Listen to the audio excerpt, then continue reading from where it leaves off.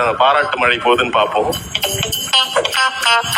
விரைவாக திமுகவின் தலைமை பொறுப்பை ஏற்று அந்த கட்சியின் முடிவுரையை எழுத வேண்டும் என்று அவருக்கான பாராட்டுகளை நான் இந்த மேடையிலேயே தெரிவித்துக் கொள்கிறேன். எனக்கு உள்ளபடியே திரு உதயநிதி அவர்கள் தலைமை பொறுப்புக்கு வருவதில் எனக்கு மகிழ்ச்சி. அதனால் எனது பாராட்டுகளை இப்போதே தெரிவித்துக் கொள்கிறேன்.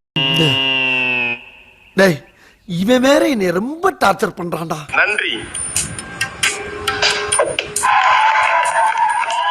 இன்று ஒரு சிறப்பான ஆட்சி தமிழகத்தில் நடைபெற்றுக் கொண்டிருப்பதற்கு உதவிய திரு ஸ்டாலின் அவர்களுக்கு எனது மனமார்ந்த நன்றியை தெரிவித்துக் கொள்கிறேன்.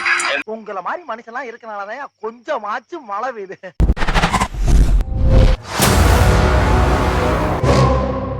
எம்.கே. ஸ்டாலின் அவர்கள் அரசியல தான் இருக்காரு. எப்படிங்க டிஃபெண்டர் கார் வச்சிருக்காரு? பதில் சொல்லுங்க. இதுக்கு பதில் சொல்லுங்க. மியூச்சுவல் ஃபண்ட்ல போட்டாரா காசை? இல்ல அவங்க தேர்தல் அஃபிடவிட் எவ்வளவு டிக்ளேர் பண்ணிருக்காரு எம்.கே. ஸ்டாலின்? 10,000. எப்படிங்க டிஃபெண்டர் கார்? என்னங்க எனக்கு ஒண்ணுமே புரியல. அதுதானப்பா எனக்கும் புரியல. அதாவது இப்ப நீங்க கரப்ஷன் ஒளிஞ்சிருச்சா அப்படி நீங்க கேட்டீங்க சார். அதாவது corruption is the part of the democracy அப்படின்னு ஆக்கி வச்சதே திராவிட கட்சிகள் இல்ல சார். ஓட்டுக்கு காசு கொடுக்கணும் அப்படிங்கறத ஒன்னு உடைச்சிருக்காங்க சார். அது புரட்சி சார். இளைஞர்களை அரசியல் மயப்படுத்திருக்காங்க. அது புரட்சி சார். 75 ஆண்டுகால கட்சிக்கு ஜென்சி டிஎம்கேன்னு ஒன்னு ஆரம்பிக்கிறதுக்கு தாவேக்காங்கிற ஒரு கட்சி தேவைப்பட்டுச்சு. அது புரட்சி சார். ஒத்துக்கிட மனசு இல்லனாலும் அதான் ஜென்சி இதுவே ஒரு கட்டுக்கதை சார். நீங்க சார் ஜென்சி டிஎம்கே ஆரம்பிச்சீங்க. டிஎம்கே ஆரம்பிக்கல இது சார். ஜென்சி டிஎம்கே ஊர்ல மீட்டிங் வச்சிட்டு இருக்கீங்க. அதுதான் சொல்றேன். டிஎம்கே ஆரம்பிக்கல இது. நீங்க புரட்சியாளர் ஜூலி ஒரு நிமிஷம். அது யாருன்னா அவர் சொல்ற ஆள் எனக்கு யாருன்னே தெரியாது. நான் இப்பவும் சொல்றேன் ஜென்சி DMK is not been founded by DMK. இது என்ன பேக்ரவுண்ட் மியூசிக்? ஸ்டாப். பெரிய அபூர்வ சகோதரர் அப்பு காமலே ஓட்டு கேறிட்டு முட்டி போட்டு போயிட்டு இருக்காருல்ல, அது அவங்களாவே தன்னிச்சா பண்றாங்க. அவங்க இஷ்டம். ஏன்னா அவங்க பிஜேபி ஆர்எஸ்எஸ் மாதிரி நான் பேச வருத்தப்பட்டீங்க. இப்போ நாகரிகம் இருக்கா இல்லையா? இல்லைங்க சார். பெர்ஃபார்மன்ஸ் பண்ண வர்றா. பல்லு ஊழலை ஒழிக்கிறதுக்கான ப்ராசஸ்ல அவங்க போய்கிட்டு இருக்காங்க அப்படிங்கறதா என்னோட பார்வையா இருக்கு சார். ஊழல் பண்ண முடியலன்னு கவலை இல்ல. நீங்க ரொம்ப பாஸ்டா இருக்கீங்க. பாஸ்டா இருக்குறதுல என்ன தப்பு? அது நம்மளுக்கு ஒத்து வராதுங்க. நாங்க என்னென்னமோ பிளான் பண்ணி வந்தோம். இப்ப பாதியிலே போ சார். இது வந்து திமுக ஆட்சியோட நீட்சியா தான் போயிட்டு இருக்கு. புது ஸ்கீம்ஸ் எதுவுமே கொண்டு வரல. திமுக அறிவிச்சது பேர் மாற்றம் பண்ணி போயிட்டு இருக்குன்னு சொன்னீங்க சார். 21 வந்து டிஎம்கே கவர்மெண்ட் வந்ததுக்கு அப்புறம் அம்மா மினி கிளினிக் எல்லாத்தையுமே மூட்டினீங்க சார். அப்போ அதுக்கப்புறம் பார்த்தீங்கன்னா அந்த ஃப்ரீ லேப்டாப் ஸ்கீம் 4 வருஷத்துக்கு கொண்டு வரவே இல்லை. கடைசி வருஷம் தான் கொண்டு வந்தீங்க. 2 வீலர் ஃபார் லேடிஸ்க்கு ஸ்கீம் கொடுத்துட்டு சப்சிடி கொடுத்துட்டு இருந்தாங்க. அது தரதை நிப்பாட்டினீங்க சார். இந்த ஆடு மாடுகள் தரது அதை நிப்பாட்டினீங்க சார். இன்னைக்கு இருக்க ஸ்கீம்ஸ் புதுசாக அவங்க டிவிக்கு கொண்டு வந்தாலும் இல்லை கொண்டு வரல. டிஎம்கேவோட ஸ்கீம்ஸ் தான் வந்து அவங்க எடுத்து பண்ணிட்டு இருக்காங்கன்னு சொல்றீங்க. என்ன பார்பிக்யூ ஸ்மெல் வருது? பார்பிக்யூ ஸ்மெல் வரல?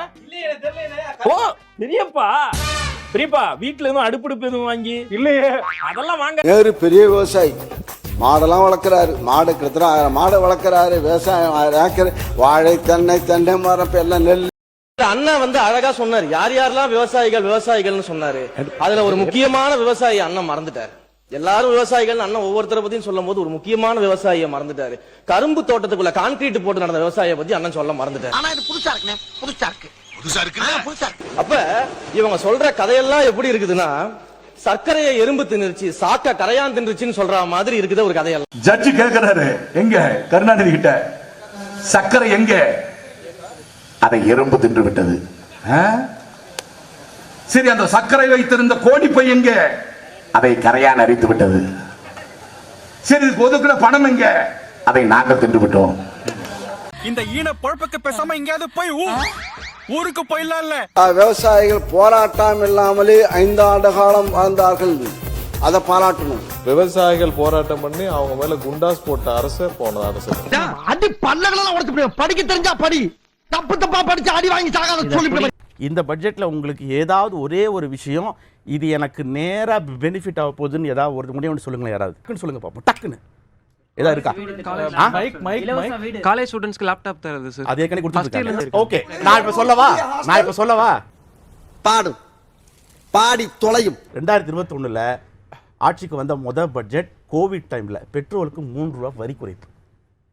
இது ஒவ்வொரு குடும்பத்துக்கும் 2 வண்டிக்கும் கார் சொன்னீங்க. என்ன சார்? மேனிஃபெஸ்டோல எவ்வளவு சொன்னீங்க சார்? கடைசி வரைக்கும் பண்ணுங்க. அதாவது ரசாயன கெமிக்கல் என்னப்பா அது பெரிய தொல்லை. காலம் வராதப்பா.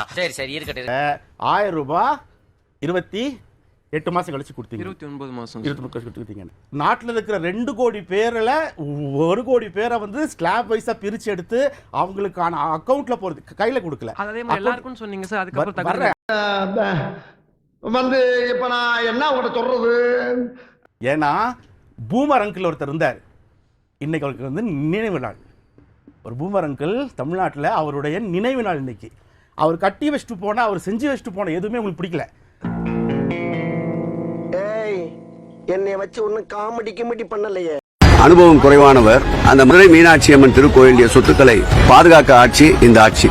நிச்சயமா எனக்கு அனுபவம் குறைவு தான். அதுல எந்த விதமான மாற்று கருத்தும் கிடையாது. எதுல அனுபவம் குறைவு அப்படிங்கறதுல தான் விஷயம் இருக்கு. கோயில் பணத்தை கொள்ளையடிக்கிறதுல எனக்கு அனுபவம் குறைவு. கோயில்ல முறைகேடுகள் செய்யறதுல எனக்கு அனுபவம் குறைவு. கோயில்ல வந்து நிர்வாகத்தை சீர்கேட உண்டாக்குறதுல எனக்கு அனுபவம் குறைவு. இதெல்லாம் உண்மையிலேயே எனக்கு அனுபவம் குறைவு. திமுக ஒரு காலத்துல பாஜகவை எதிர்த்து கொண்டிருந்தது. எப்போ தமிழ்நாட்டுல தாவேக ஆட்சி வந்ததோ உடனே திமுக பாஜகவை நட்பு சக்தியாக பார்க்க தொடங்கிவிட்டது. ஏன்னா ஒரே நேரத்துல 2 எதிரிகளை வைத்துக் கொள்ள முடியாது. எனவே இங்கு தாவேகாவை சமாளிக்க பாஜகவுடைய துணை வேணும்னு நினைக்கிறதா பேசிக்கிறாங்க. திமுகவை பொறுத்தவரை அவங்க என்ன சொல்லுவாங்க, அதாவது சொல்வது ஒன்று செய்வது ஒன்று என்பது அவர்களுக்கு கைவந்த கலை. பாத்தீங்கன்னா அவங்க என்ன சொல்லுவாங்க, எங்களுக்கு பதவிங்கிறது துண்டு போல, ஆனா கொள்கைங்கிறது வேட்டி போல. துண்டை தூக்கி போடுவோம். நாங்க துண்டை எடுத்துட்டாங்க. இன்னைக்கு மக்கள் இவர்களுடைய வேட்டியை அவிழ்த்து விட்டு, நான் சொல்ல விரும்பல, ஆனா அம்மனமாக இருக்க போகிறார்கள் என்றுதான் என்னுடைய நிதர்சனம்.